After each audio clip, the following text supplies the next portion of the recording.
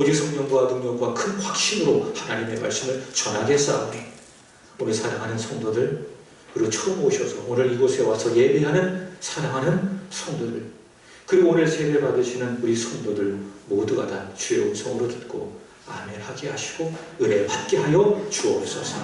감사를 드리오며 구주 예수님의 이름으로 기도합나이다. 아멘. 아멘. 김호숙 권사님 참 잘하셨습니다. 집이 처음 하신 것 같은데 주님이 부활하심으로 말미암아 동시에 지휘자도 부활했다. 지휘 배우셨어요? 참 잘하십니다. 앞으로 계속 그 자리에서 지휘하셨으면 좋겠습니다. 우리 서로 인사하겠습니다. 예수님 부활하셨습니다. 예수님 부활하셨습니다. 뒤에 계신 분들하고 인사합시다. 부활의 예수님을 믿읍시다. 부활의 예수님을 믿읍시다. 기도했지만 오늘 처음 오신 분들을 주님의 이름으로 환영합니다. 아멘. 여러분들이 이곳에 오신 것은 결코 우연이 아닙니다. 부활하신 주께서 부르셨습니다. 아멘. 여러분이 오시고 온 분을 통해서 부활의 예수님이 여러분을 부르셨습니다. 아멘. 참 잘하셨습니다. 아멘. 부활의 주님이 기뻐하시고 오늘 이 시간 여러분이 드린 모든 예배를 기쁘게 받아주시고 여러분의 남은 인생 가운데 부활의 기쁨과 은혜와 생명을 충만하게 부어주실 줄로 믿습니다. 아멘. 여러분 두꺼비 아시죠? 그리고 뱀도 아시죠? 두꺼비하고 뱀이 서로 싸웁니다. 싸움은 싱겁게 끝이 납니다. 누가 이겼을까요? 뱀이 이겼습니다. 뱀이 이겨. 결국에 뱀이 두꺼비를 삼키고 맙니다. 그런데 놀라운 일이 벌어집니다. 두꺼비를 먹은 뱀이 죽어버리고 맙니다. 무슨 일인가? 두꺼비를 먹은 뱀 속에서 두꺼비 새끼들이 올망졸망 기어나가고 있습니다. 뱀이 삼켜버린 두꺼비는 결국에는 어떤 두꺼비였는가? 많은 새끼를 가지고 있는 두꺼비였기 때문입니다. 두꺼비 새끼들은 뱀 속에서 뱀의 속살을 먹고 조금씩 자라납니다. 그리고 결국 뱀의 몸 밖으로 나온 것입니다. 뱀은 처참한 몰골로 죽어버립니다. 그리고 두꺼비는 여러 마리로 살아나게 됩니다. 여러분 이것을 무엇이라고 이야기하는가 하면 역전이라고 이야기합니다. 진 것 같지만 결국에는 이겼다. 이걸 뭐라고 이야기하죠? 역전승이라고 이야기합니다. 자, 우리 따라해 봅시다. 부활은 역전승이다. 역전승이다. 믿습니까? 아멘. 예수님의 부활은 역전승이다. 예수께서 죄인의 모습으로 십자가에 달리셨습니다. 그리고 십자가에서 죽으셨습니다. 너무도 무기력하게 무능하게 십자가에서 죽으셨습니다. 마치 두꺼비의 죽음과도 같습니다. 그런데 놀라운 일이 벌어집니다.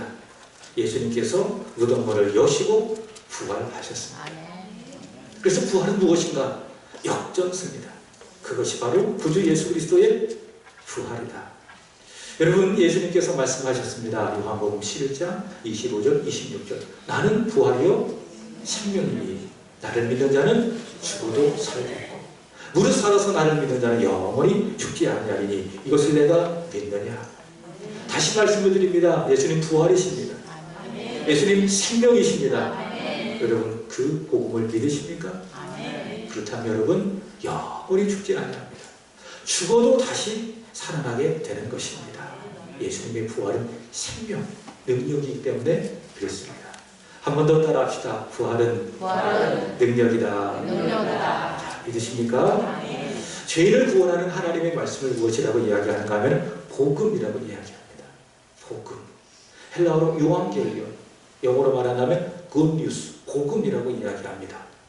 근데 이 복음에는 두 가지의 기둥이 있습니다. 첫 번째로는 십자가입니다. 우리의 죄를 다 짊어지시고 그리스도께서 십자가에 달려 죽으셨다. 이게 첫 번째 복음의 기둥입니다. 두 번째 기둥은 무엇인가? 부활하셨다. 그가 죄를 이기시고 사망의 권세를 이기시고 무덤의 문을 활짝 열고 부활하셨다. 이것이 복음의 또 다른 기둥입니다. 오늘 본문이 있는 고린도전서 15장 이전의 말씀을 보시면 이 복음을 믿으면 예수께서 나를 위해 십자가에서 죽으셨지만 그러나 다시 살아나셨다라고 하는 이 복음을 믿되 헛되이 믿지 아니하면 무엇을 받습니까? 구원을 받습니다. 여러분 십자가를 믿으십시오. 그 부활을 믿으시기 바랍니다. 그럼 구원을 받습니다. 영생을 얻습니다. 이 세상에서도 천국을 살아갑니다. 그리고 죽어서도 천국에 가게 되어집니다. 지난 주일 말씀 기억하십니까? 복음의 첫 번째 기둥, 십자가는 무엇인가? 역시 부활이 능력이듯이 십자가도 능력이다. 첫 번째, 죄인을 구원하는 능력이 십자가다. 두 번째, 화목케 하는 능력이 십자가다. 세 번째, 우리로 하여 모든 일에 승리케 하는 능력이 십자가다. 그런 의미에서 십자가는 무엇인가? 능력이다.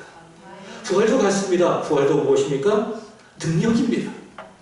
첫 번째, 죄를 이기는 능력입니다. 두 번째, 죄가 가지고 온 죽음을 이기는 능력입니다. 세 번째, 절망을 이기는 능력이다. 그것이 무엇입니까? 부활이다라는 것이죠. 자, 첫 번째, 부활은 능력이다. 부활은 죄를 이기는 능력이 되는 것입니다. 여러분, 죄는 무엇일까요? 사전적 의미에서 죄란 인간의 양심이나 도리에서 벗어난 행위를 죄라, 그렇게 이야기합니다. 자, 근데요, 성경은요, 죄를 하나님과 관련해서 죄를 설명을 합니다. 성경을 보시면 죄라고 하는 단어가 처음 등장하는 것이 여기에 있더라고요. 창세기 4장 7절. 가인이요, 아벨을 죽였습니다. 그때에 하나님께서 아벨을 죽인 가인에게 하신 말씀인데 한번 읽어볼까요? 시작. 내가 선을 행하면 어찌 낯을 들지 못하겠느냐. 선을 행하지 않으면 죄가 문 앞에 엎드려져 있느니라. 죄가 너를 원하나 너는 죄를 다스릴지니라.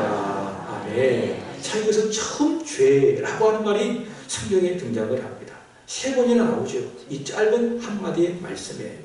여기서 사용되어진 죄라고 하는 단어는 이 성경이 원래 히브리어로 기록되어졌는데 이 단어를 쓰고 있습니다. 하타트라고 하는 단어를 쓰고 있습니다. 그 뜻이 어떤 뜻인가 하면 벗어나다, 빗나가다. 그것이 바로 죄입니다. 여러분, 하나님께서요, 우리 모든 사람에게 정하신 도리라는 것이 있습니다. 도리라는 것이 있다. 그 도리는 무엇인가? 하나님은 하나님이시고 우리는 사람입니다. 그래서 우리는요, 하나님의 말씀을 들어야 됩니다. 그리고 순종해야 됩니다. 그것이 무엇인가? 인간의 도리다라는 것이죠. 그런데 죄는 무엇인가? 그 도리에서 인간이 벗어나는 것을 말합니다. 그리고 하나님의 말씀을 듣지 않고 불순종하는 것이 죄다. 마치 활을 이렇게 겨냥을 해서 쏘았습니다. 정확하게 관역에 맞춰야 되는데 그 활이 관역에 맞지 아니하고 다른 곳으로 벗어나는 것처럼 사람은 하나님께서 가진 그 도리에 정확하게 맞추어져야 되는데 사람이 그 도리에 벗어나서 하나님의 말씀을 듣지 않고 하나님의 말씀에 불순종하는 것, 그것이 무엇입니까? 그것이 바로 죄인 것입니다. 여러분, 사람은요, 하나님을 마음에 두고 살아야 합니다. 그리고 하나님의 말씀에 순종해야 됩니다.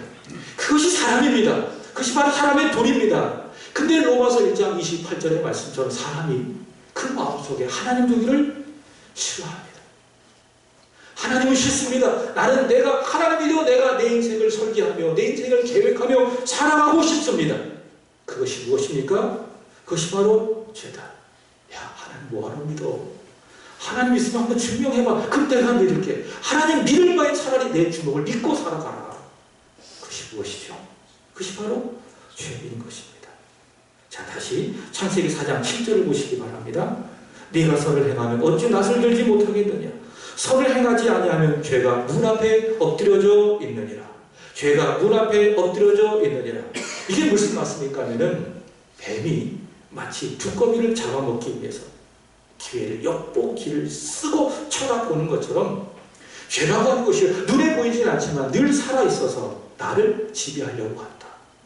나를 삼키려고 한다. 그래서 여러분, 내가 죄를 짓는 것이 아닙니다. 죄가 나를 지배하고 나를 삼켜버리기 때문에 내가 죄를 짓게 되는 것입니다.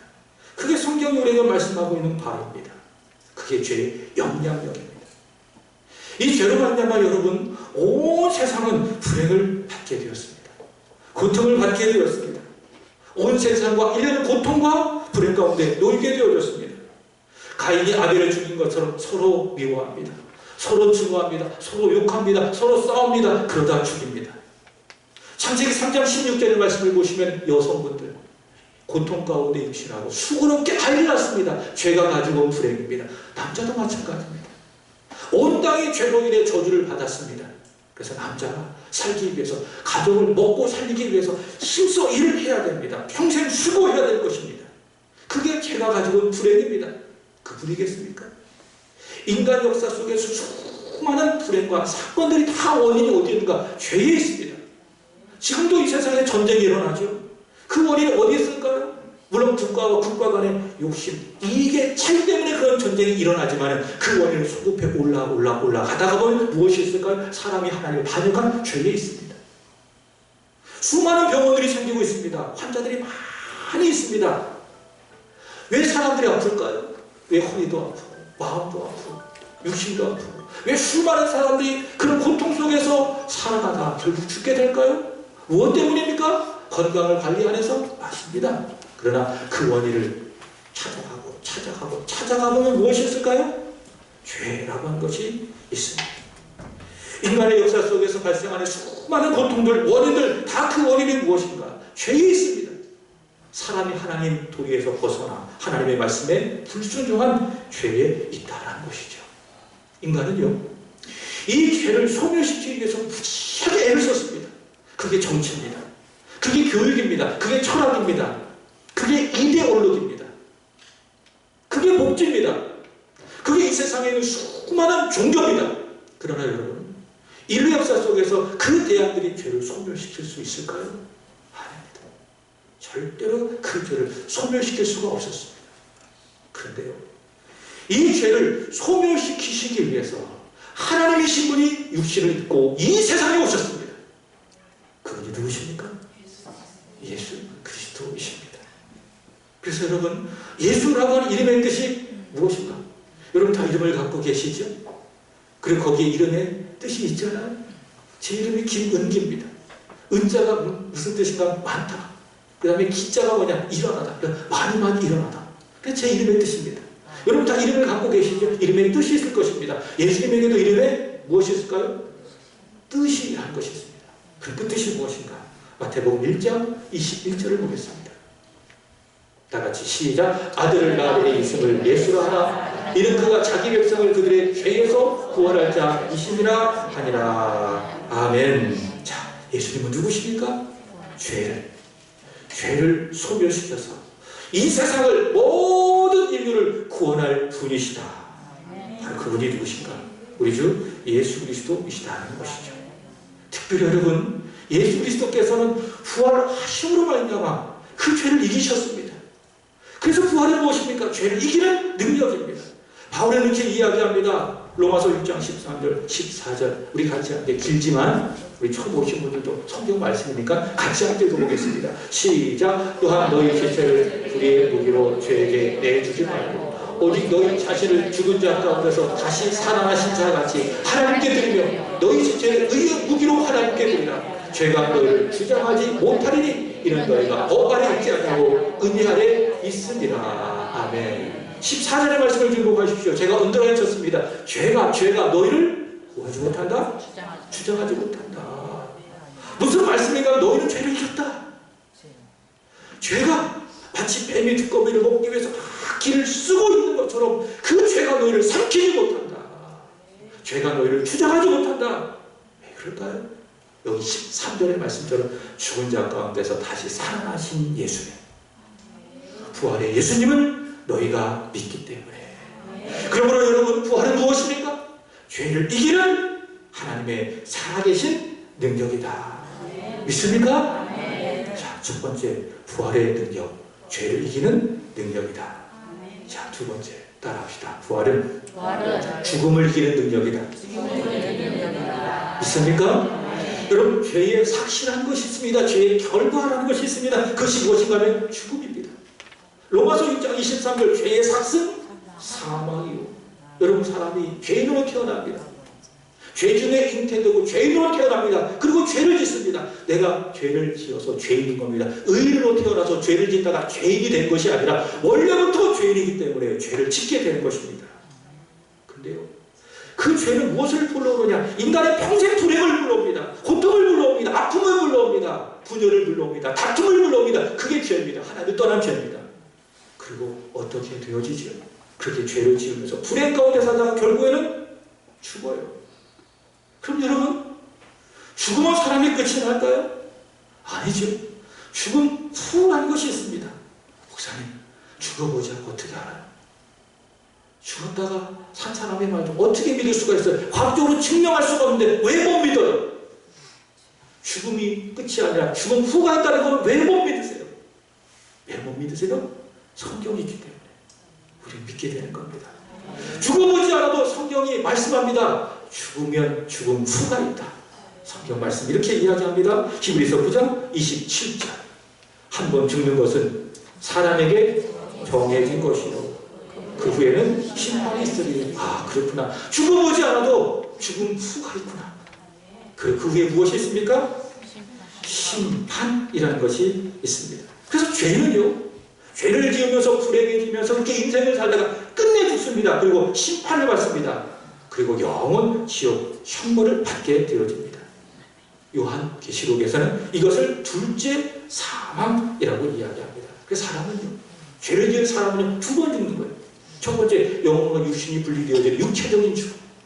그리고 그 이후에 심판을 받아서 영원한 지옥불에 떨어지는 둘째 사망. 사람은 그렇게 두 번 죽게 되어지는 것이죠. 근데 사람들은요, 죽기를 원치 않습니다. 죽는 것을 피하고 싶어 합니다. 여러분, 100세 된 어르신이 늘 하는 말이 있습니다. 지금 저희 할머님도 세상을 떠나셨는데 늘 하셨던 말씀 아직도 기억이 나요. 제가 초등학교 때다. 아이고, 죽어야지. 죄송합니다. 이 짱는 거 빨리빨리 죽어야지. 그런 이야기를 입버릇처럼 하고 나셨어요. 여러분, 어른들이 그런 말 많이 하지 않습니까? 이렇게 죽어야지 그 말을 왜 이렇게 많이 합니까? 이제 그러면서 식사를 꼬박꼬박 챙겨 드시고 영양제도 얼마나 잘 드시는지. 사람은요, 죽고 싶다 말하지만 그러나 본능이 있습니다. 그것이 무엇인가? 살고 싶다. 그게 사람이 가지고 있는 본능입니다. 그래서 사람들은요, 오래오래 살기 위해서 별별 방법을 다 만듭니다. 의료도 만들고 복지도 만들고 여러 가지 만들어갑니다. 요즘에 마음 수련원이라고 있더라고요.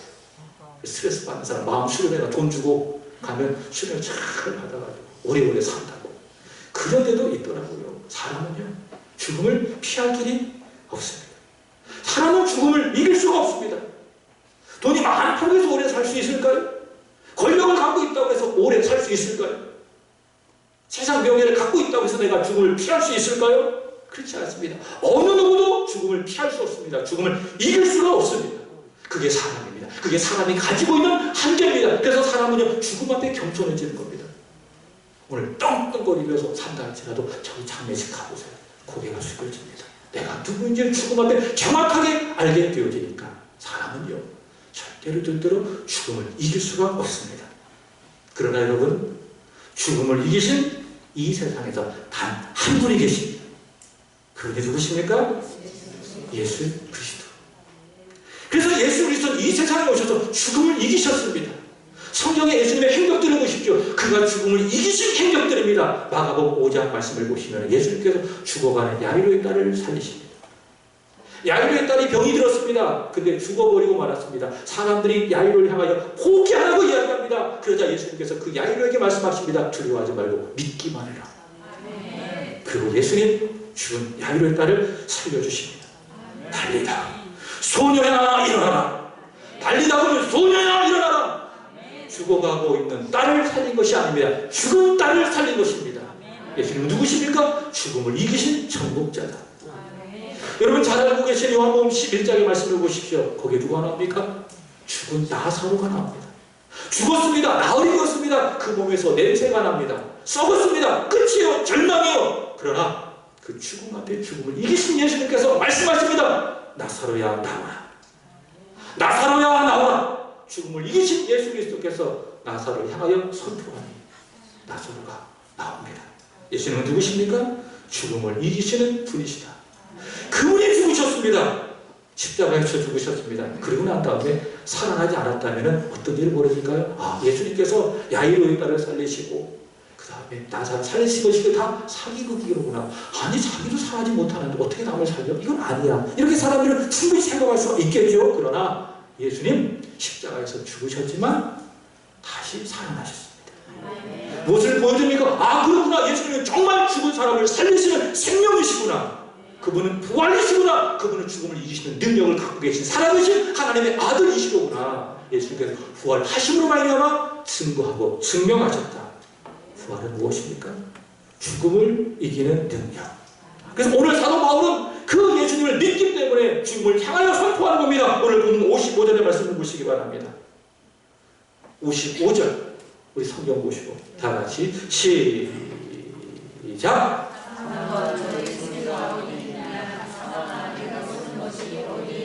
한 번 더 시작. 사망아 너의 승리가 어디 있느냐. 사망아 내가 쏘는 것이 어디 있느냐. 아멘. 무슨 말씀일까요? 이런 말씀입니다. 죽음아 사망아 너는 끝이다. 주께서 부활하시니까 우리에게는 사망이 무서웠습니다. 죽기를 두려워했습니다. 어떻게 해서든 죽음을 이기고 싶었습니다. 그러나 인간은 이길 수가 없습니다. 그러나 우리를 대신해서 그리스도께서 십자가에서 죽으시고 죽음을 이기시고 부활하심으로 말미암아 그를 믿는 사람은 담대하게 선포할 수 있습니다. 사망아 네가 어디 있느냐. 사망아 너의 쏜 것이 어디 있느냐. 죽음아 너는 끝났다. 너는 패배했다. 그래서 우리 예수를 믿는 사람은 어떤 사람입니까? 죽음을 이긴 사람인 거예요. 그래서 두려울 것이 있어요? 없어요? 없어요. 여러분 싸움은 누가 제일 잘하는지 아십니까? 저는요 초등학교 때 싸움을 참 못했어요. 그래가지고 제가 태권도를 배웠어요. 태권도를 잘 배워가지고 그때는 친구들하고 싸움 일이 종종 있었거든요. 그래서 막 싸우다가 코피 딱 이렇게 나거나 터치면 걔가 이긴 거예요. 근데 저는 항상 맞고 코피를 그래서 엄마한테 이야기가 나 태권도 학원에 보내줘. 그래서 태권도를 열심히 했습니다. 그래서 흰띠, 노란띠, 파란띠, 빨간띠 해서 품띠까지 다 땄습니다. 고리도 이렇게 막 50개 품자도 탁탁탁 하고 그래가지고 이렇게 탁 해서 아 나 싸움 잘해 이런 생각하고 친구하고 결투를 했습니다. 근데 이게 안 되더라고요. 아 그때 깨달았습니다. 아 싸움이라고 하는 것은 이게 이런 거 실제로 하는 것이 아니로구나. 누가 싸움을 가장 잘하는지 아십니까? 죽기를 각오하고 하는 인간이 싸움을 제일 잘합니다. 싸움은 기술로 것이 아니에요. 죽기를 각오하고 누가 싸워보세요. 그럼 못 이길 사람 있어요? 없어요? 없습니다. 그게 싸움의 기술입니다. 여러분 예수님은 누구십니까? 죽음을 이기신 분입니다. 부활은 죽음을 이기는 능력입니다. 우리는 그 예수님을 믿었습니다. 부활을 믿었습니다. 그래서 우리에게는 무엇입니까? 죽음을 이기는 능력이 있습니다. 그래서 여러분 죽음을 두려워하지 마십시오. 죽음 앞에 두려워 떨지 마십시오. 골리앗처럼 담대히 나가십시오. 나는 만군의 주 여호와 이름으로 세상을 나아간다. 그런데 여러분 죽음 두려워하지 마세요. 여러분 충분히 이 세상 이기며 승리하며 살아가게 될 줄로 믿습니다. 세 번째 따라합시다. 부활은 절망을 이기는 능력이다. 첫 번째 부활은 죄를 이기는 능력입니다. 두 번째 부활은 죽음을 이기는 능력입니다. 세 번째 부활은 절망을 이기는 능력이다. 오늘 말씀 읽진 않았지만 오늘 본문에 있는 고린도전서 15장 19절은 이렇게 이야기합니다. 우리 같이 함께 읽어보도록 하겠습니다. 고린도전서 15장 19절입니다. 우리 본문을 한번 보시고 자 성경을 한번 보시기 바랍니다. 다 같이 시작. 만일 그리스도 안에서 우리가 바라는 것이 다만 이 세상의 삶뿐이면 모든 사람 가운데에 우리가 더욱 불쌍한 자이리라. 아멘. 자, 이 말씀 속에서 불쌍하다. 이게 어떤 말인가 하면 이렇게 바꿀 수 있습니다. 절망스럽다. 그래서 누가 가장 불쌍한 사람이죠? 소망이 없는 사람이 불쌍한 사람. 절망스러운 사람이 가장 불쌍한 사람들이라고 하는 것이죠. 무슨 말인가 하면 우리가 그리스도의 부활을 믿지 않는다면 부활이 없다면 우리는 어떤 사람이라는 것이죠? 절망스러운 사람이다. 근데 바울은 이야기합니다. 부활을 믿는 사람은 불쌍하지 않다. 절망스럽지 않다. 소망이 있다. 그 이야기를 사도 바울은 고린도전서 15장 19절에서 하고 싶은 거예요. 앞서 우리 집사님이 기도하셨지만 누가복음 24장의 말씀을 보시면 엠마오 마을로 내려가는 두 제자가 나옵니다. 이들은요 예수님을 열심히 쫓아다녔어요. 따라다녔어요. 그때 예수님께서 무기력하게 마치 뱀이 두꺼비를 삼키듯이 예수님께서 십자가에 무기력하게 죽어버리고 말았어요. 야, 저분을 위해서 우리 인생을 올인했는데 저분이 십자가에 죽었다니. 그래서 그들의 마음 가운데 찾아온 것이 무엇인가 하면 절망입니다. 그의 절망을 이렇게 표현합니다. 누가복음 24장 17절. 두 사람이 슬픈 빛을 띠고 머물러 서더라. 그들 속에 무엇이 있다고? 슬픔이 있다고요. 절망이 있다고요. 근데 절망한 이들에게 부활의 주님이 찾아가십니다. 그리고 그들에게 자신을 보이시고 부활의 복음을 말씀하십니다.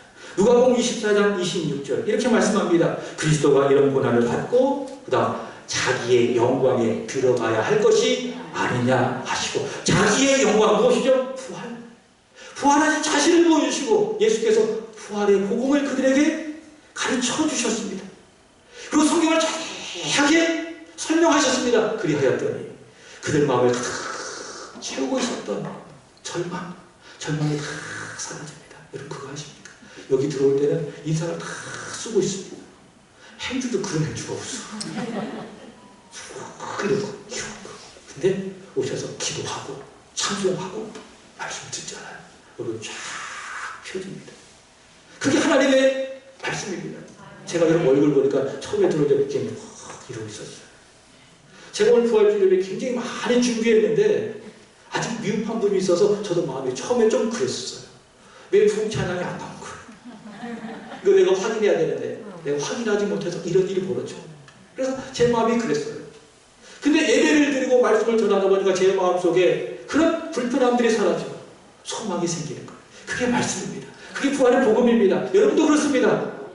힘들지만은 오셔서 예배 드리시고 말씀을 듣잖아요. 따라합시다. 말씀을 들으면 얼굴이 펴진다. 인생이 펴진다. 믿습니까? 그게 복음이에요. 그게 부활의 복음이에요. 두 제자들은 인상을 쓰고 있었어요. 슬픈 빛이 있었어요. 마음에 절망이 있었어요. 그러나 부활의 주님을 만났어요. 그분으로부터 부활의 복음을 들었어요. 그리하였더니 인생이 펴졌어요. 얼굴이 펴졌어요. 그리고 담대하게 세상을 향하여 복음을 전하는 사람이 된 겁니다. 부활의 복음은 무엇입니까? 부활의 능력은 무엇입니까? 절망을 소망으로 바꾸는 살아계신 하나님의 능력이다. 1944년 2차 대전 때에 유대인 부자가요 한 수용소에 갇혀 있습니다. 매우 추운 겨울이었습니다. 그 추운 겨울에 부자가 앉아 있습니다. 아버지는 어렵게 구한 그 자그마한 본토에다가 심지를 다 꼽습니다. 그리고 성냥으로 그 심지에 불을 붙입니다. 그리고 그 불빛을 바라보며 사랑하는 아들에게 이렇게 이야기합니다. 아들아, 사람이 밥을 안 먹으면 3주를 살 수 있다. 아들아, 사람이 물을 안 마시면 3일을 살 수가 있다. 그러나 사람이 소망이 없지 않니? 절망하면 단 3초도 살 수가 없어.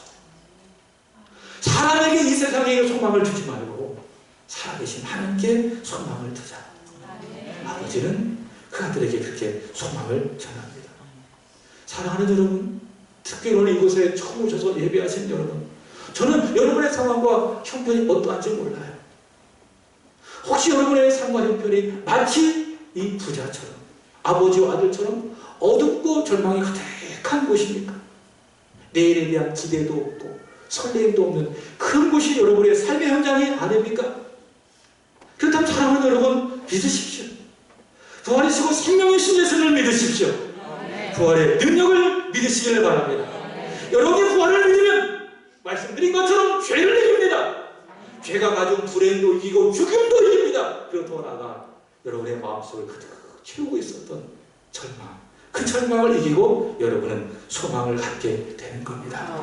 오늘 보면 57절의 말씀을 보시기 바랍니다. 다 같이 읽겠습니다. 시작. 우리 주 예수 그리스도로 말미암아 우리에게 승리를 주시는 하나님께 감사하노니. 부활을 믿는 사람, 부활의 능력을 믿는 사람에게 무엇이 있습니까? 감사가 있습니다.